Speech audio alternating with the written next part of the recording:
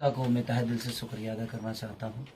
अपने प्रोड्यूसर प्रदीप शर्मा जी को, श्रुति राव जी से लेकर अमरपाली जी, तो उसमें जो काम की हैं उसका तो बखान कर ही नहीं सकते हम लोग, क्योंकि उन्होंने अद्भुत काम किया है।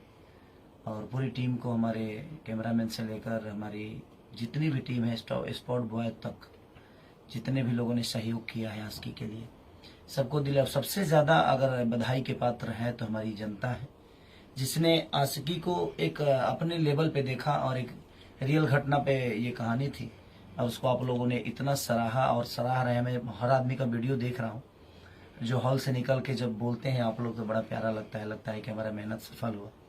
तो दिल से थैंक यू मैं अपने जनता को बोलना चाहता हूँ कि आपने इतना बड़ा सौगात खेसारी लाल यादव को दिया, जबकि इस स्थिति में भोजपुरी फिल्में आजकल टीवी पे ही आ जाती हैं। बहुत ऐसी फिल्में हैं जो टीवी पे आ रही हैं और उनको हॉल नहीं मिल रहा है।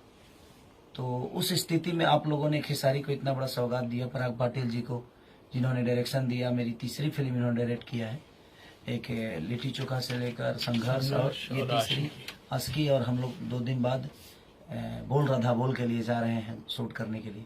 तो आप सबका प्यार और मोहब्बत ऐसा ही बना रहे, हम यही कामना करेंगे। आप लोग स्वस्थ रहें, और आप सबको होली की भी ढेर सारी शुभकामना। और इसको इतना प्यार देना है, इस प्यार को कम मत करिएगा, इतना प्यार दीजिए कि आशिकी एक अलग लेवल पे और भोजपुरी की जो पहचान है उसको हमेशा कायम रखे। तो हमारी कोशिश थी, और उस कोशिश को आप लोगों ने सराहा, इसके लिए दिल से थैंक यू। बहुत बहुत धन्यवाद दोस्तों।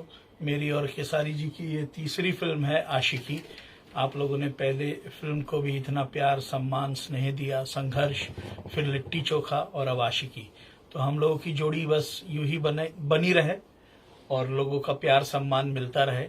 और तो बन गई है, बनी क्या रहेगी, बन गई है। हाँ थैंक यू जनता जनार्दन।